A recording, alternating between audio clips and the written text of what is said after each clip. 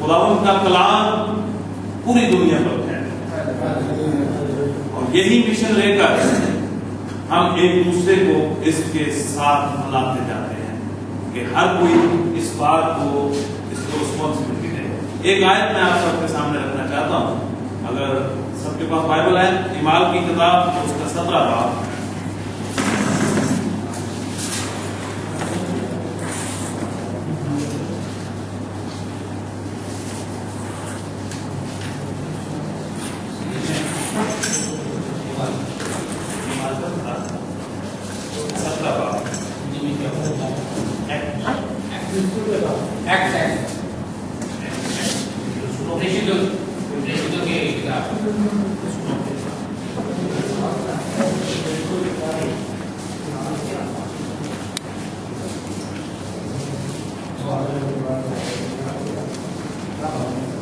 سمجھے نکالی ہے 17 باب 17 چیپٹر 17 اور اس کی 24 اور 25 آیت جو ہے وہ ہم تلاوت کریں گے۔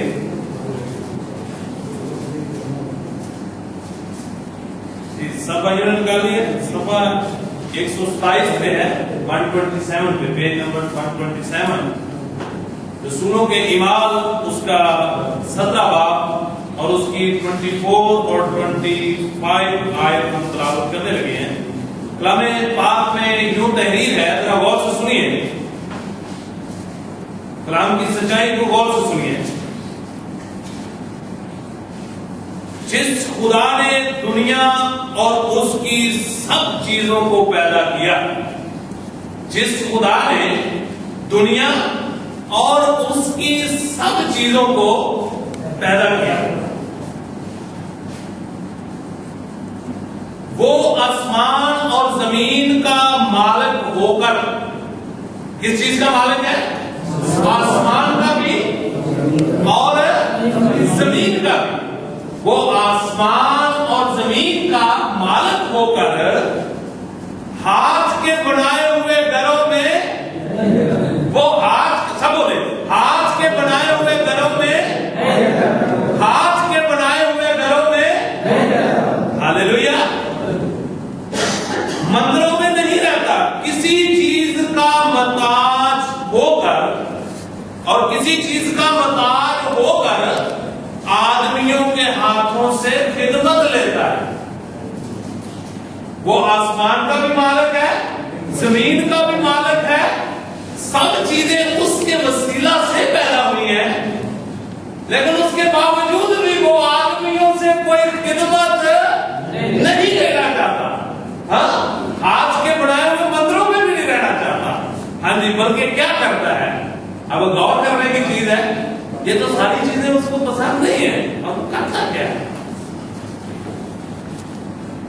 نہ کسی چیز کا محتاج ہو کر آدمیوں کے ہاتھوں سے خدمت لیتا ہے، کیونکہ وہ خود سب کو زندگی اور سانس اور سب کچھ دیتا ہے۔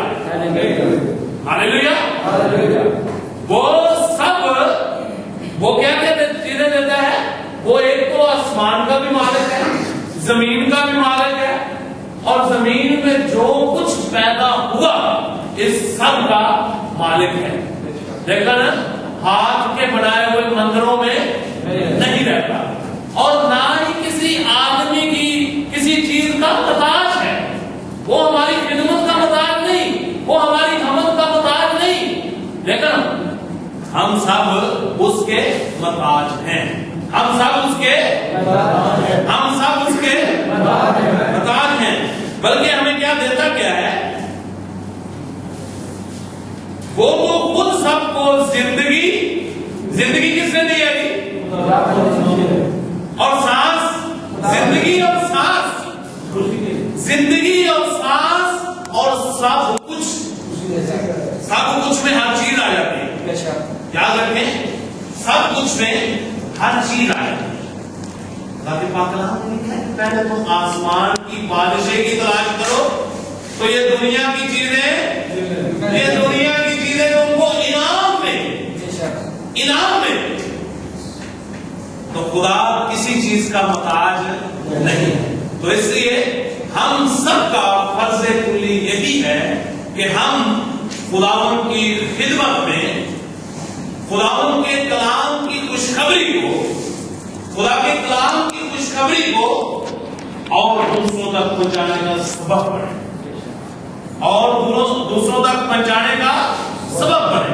کیونکہ خداوند یسوع مسیح نے جب اپنی زمینی زندگی میں آغاز کیا منسٹری کا، تو انہوں نے کیا کہا جی؟ انہوں نے کہا بس توبہ کرو کیونکہ آسمان کی بادشاہی